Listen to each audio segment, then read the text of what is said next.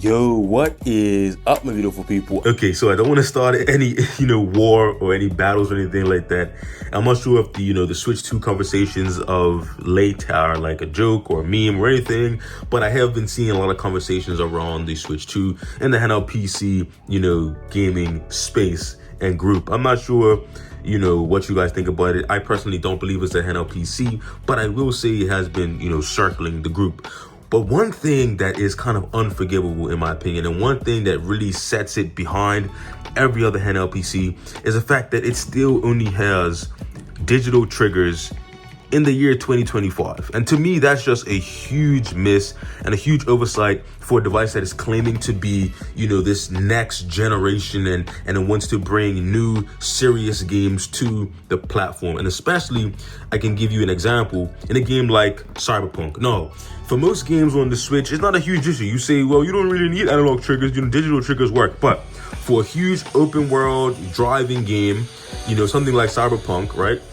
Because you don't have analog triggers, your car is always at 100% throttle or 100% brake.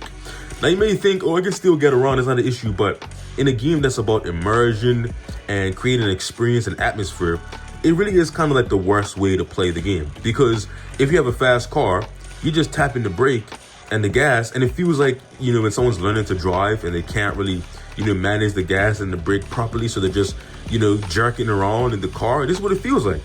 And I'm just imagining games like Forza Horizon 5 of a huge, beautiful, open world. Just imagine you have a fast car, you got a Bugatti or something, and as soon as you tap the trigger, you're all the way at 100 miles an hour. There's no option for you to really take your time and take in the scenery and appreciate the game. It's just a huge miss. I just can't imagine it being the best experience to play like racing games, like modern racing games on the Switch 2. Now, for arcade racers, it's okay because you don't have to manage your gas and brake that much.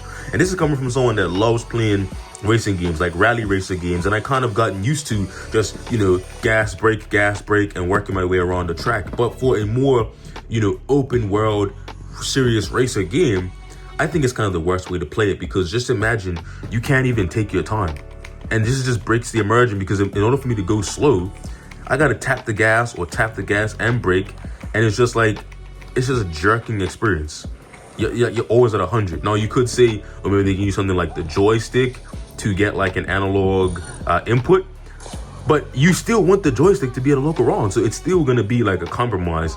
And I think that's something that's a huge drawback from the Switch 2. Like, they could have had like analog triggers and maybe had like a switcher or a button. Like like pro controllers have that switch where you can still make it like a digital trigger if you don't want to travel. It's still possible to have a trigger without travel.